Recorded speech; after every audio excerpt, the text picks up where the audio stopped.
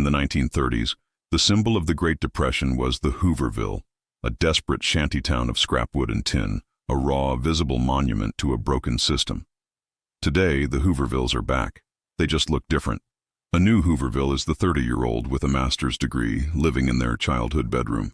It's the young family raising 2 kids in a 1-bedroom apartment, their life on pause. It's the nurse, the teacher, and the firefighter living out of their cars in a safe parking lot because they can't afford rent in the communities they serve. This is the story of the quiet, hidden depression in the American housing market. The dream of a home, the very bedrock of the American middle class, is no longer a milestone. It's a mirage. In this video, we will investigate how we got here, why a good job no longer guarantees a home, and what history warns us will happen next when a nation's foundation begins to crack. For 50 years, there was an unwritten rule in the American economy. Home prices and incomes, while they might drift apart, were fundamentally tethered. That tether is now broken. Let's look at the data. This is the great uncoupling.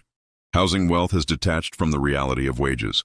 But the problem is deeper than just the price. It's the supply.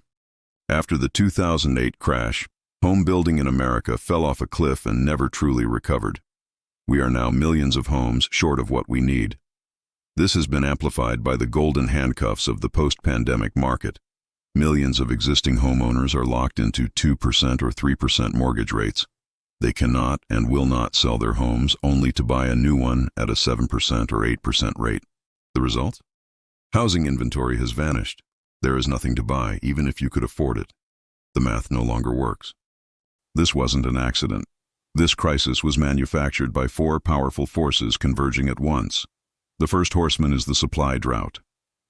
For over a decade, America has failed to build enough homes, especially small, affordable starter homes. We have built luxury condos and sprawling suburban mini-mansions, but the simple 1,400-square-foot house that built the middle class has all but disappeared from new construction. We are in a housing famine of our own making. The second horseman is the Wall Street landlord. In the chaos after the 2008 crash, a new, dominant player entered the market. Private equity firms and corporate investors. Companies like BlackRock, Blackstone, and Invitation Homes saw a golden opportunity. They bought up hundreds of thousands of foreclosed single-family homes, not to live in, but as a permanent rental asset. Today, they are still buying, outbidding young families with all-cash offers, turning the American dream into a subscription service. The third horseman is the Federal Reserve's whiplash.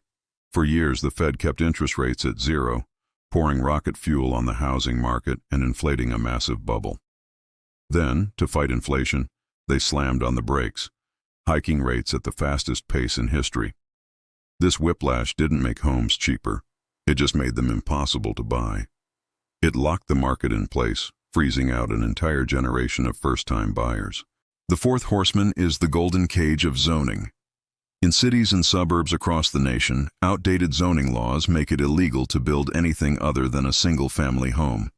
These laws, often defended in the name of neighborhood character, are a golden cage that chokes off the supply of affordable dense housing like duplexes, townhomes, and small apartment buildings. These 4 forces, a historic supply shortage, corporate consolidation, a volatile central bank, and restrictive local laws, have created a perfect storm. The result is a market with no entry point, a game that feels rigged. The numbers on a spreadsheet are cold. The human cost is a quiet, daily tragedy. It's the 32-year-old professional, making good money, who looks at their student loan balance, their rent, and the price of a starter home, and does the math. They realize it's impossible. They are a permanent renter. It's the young family putting off having a second child because their 2-bedroom apartment is already overflowing. It's the hidden homeless, the millions of adults who have moved back in with their parents, creating stressed, overcrowded, multi-generational homes, not out of choice, but out of necessity. This crisis is rewriting the American life script. It's delaying marriages. It's a primary driver of the falling birth rate. It's creating a geographic lock where people can't move to cities with better jobs because the housing costs would consume their entire salary. The psychological toll is immense. The constant grinding stress of housing insecurity is a leading cause of anxiety and depression. When a generation believes the core promise of their society, That hard work and saving will lead to a stable life is a lie. The social fabric itself begins to tear. If current trends hold, the crisis is set to deepen. Housing inventory remains at historic lows, and with interest rates projected to stay elevated, affordability will not improve. We are witnessing the creation of a permanent renter nation. This isn't just a lifestyle shift, it's a fundamental break in the American economic model. For 70 years, home ownership was the primary vehicle for middle-class wealth creation. It was the way families built equity, saved for retirement, and passed wealth to their children. By locking an entire generation out of this vehicle, we are cementing a new two-class system, a landed aristocracy, made up of older generations and corporate investors who already own property, and a permanent tenant class that will pay their landlords' mortgages for the rest of their lives. This is a recipe for social instability. The anger is building. The resentment between generations, and between renters and owners, is becoming a powerful political force. History is clear. A society that cannot house its own people is a society on a dangerous, unstable path. The last time America faced a housing crisis this severe was the Great Depression. The response then was not a shrug. It was a revolution. The Roosevelt administration recognized that housing was a national emergency. They created the Federal Housing Administration, FHA, and the 30-year fixed-rate mortgage.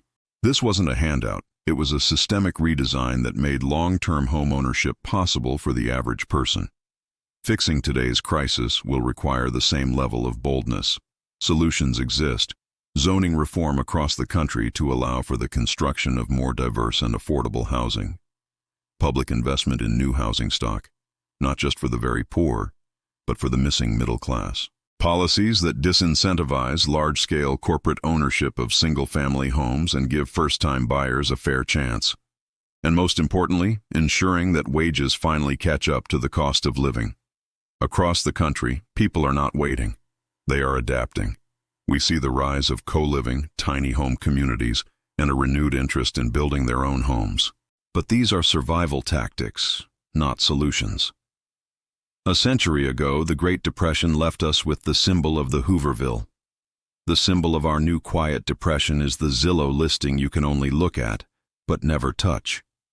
The American dream is now a museum piece trapped behind glass. The warning is not a whisper, it's a roar. The question is whether we will listen.